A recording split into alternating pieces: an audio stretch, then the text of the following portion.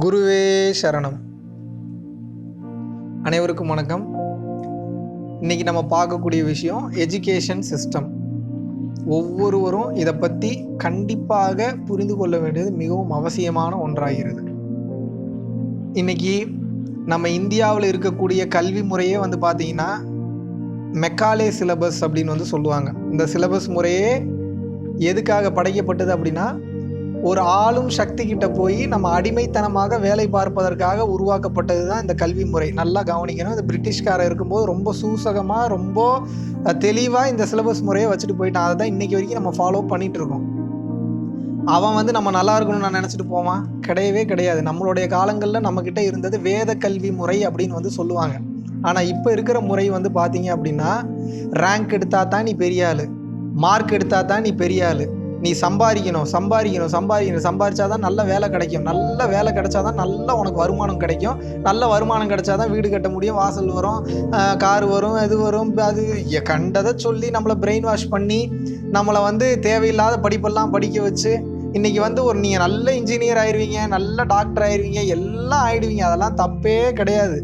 ஆனால் பிரச்சனை எங்கே இருக்குன்னு பார்த்தீங்க அப்படின்னா, அடிப்படை கல்வி முறையில் மிகப்பெரிய மாற்றம் நிச்சயமாக ஏற்படுத்த வேண்டும். ஏன்னா நீங்கள் என்ன தான் படிச்சிங்கனாலும் ஹையஸ்ட் லெவலாக இப்போ உங்களுக்கு எப்பேற்பட்ட ஒரு மனிதங்களுக்கு இங்கே பொண்ணு தராங்கன்னு நினைக்கிறீங்க? நல்ல ஒரு பெரிய ஐடி கம்பெனியில் 1 லட்சம் 2 லட்சம் சம்பளம் வாங்குறாங்க மாதம் அப்படின்னா கண்ணை மூடிட்டு பொண்ணை கொடுத்துட்றான்.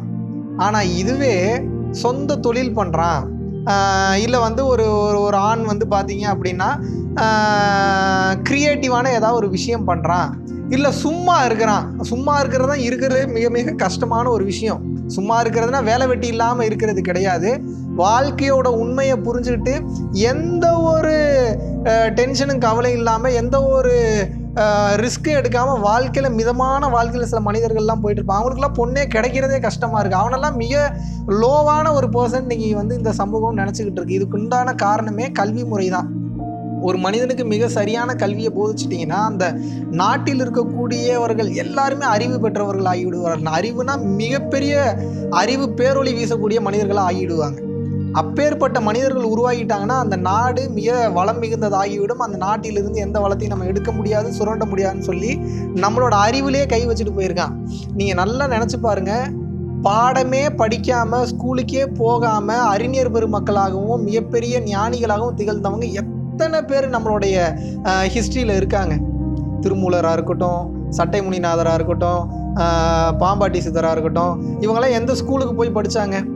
இல்லை பார்த்தீங்கன்னா இப்போ நம்ம அவ்வளோ தூரம் நம்ம ரொம்ப அகத்தியர் போகர் அந்த அளவுக்கு போகலன்னா கூட படிக்காத மாமேதை அப்படின்னு பார்த்தீங்க அப்படின்னா நம்மளுடைய காமராஜர், கல்வி கண் திறந்த காமராஜர் அப்புறம் சொல்லலாம். இந்த மாதிரி இன்னும் ஏகப்பட்ட மனிதர்கள் படிக்காமையே நல்ல உயர்ந்த நிலையை அடைஞ்சவங்கலாம் இருக்காங்க.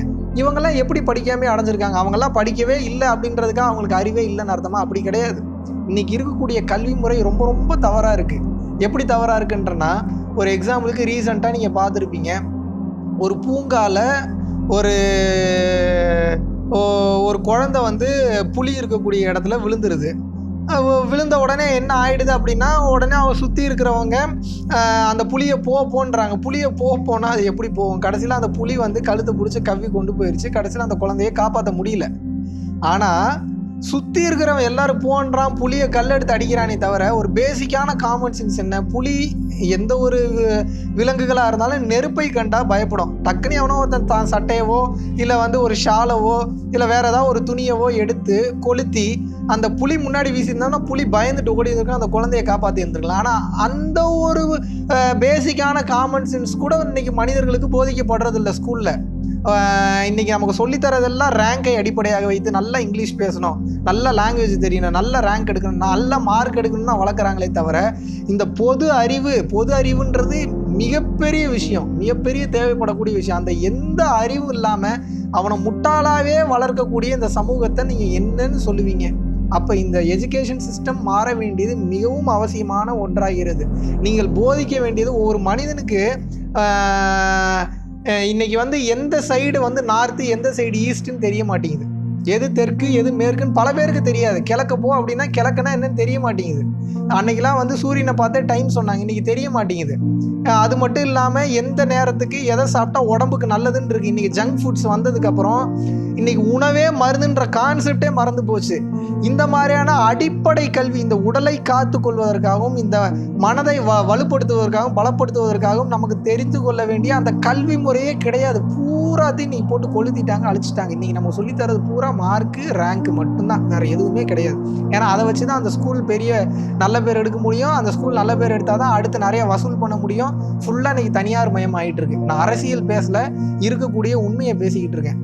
ஸோ நாங்கள் ரெக்வஸ்ட் பண்ணி கேட்குறது ஒன்றே ஒன்று தான். இந்த உலகத்தில் இருக்கக்கூடிய ஒவ்வொரு மனிதனுக்குள்ளேயும் ஃபுல்லஸ்ட் பொட்டென்ஷியல் இருக்குது. அதில் வெளிப்படுத்தணும் அப்படின்னா அப்பப்போயாவது அந்த உண்மையை சொல்லி தரக்கூடிய, சொல்லி வளர்க்கக்கூடிய ஞானம் பெற்ற ஒரு சில மனிதர்கள் தேவைப்படுறாங்க.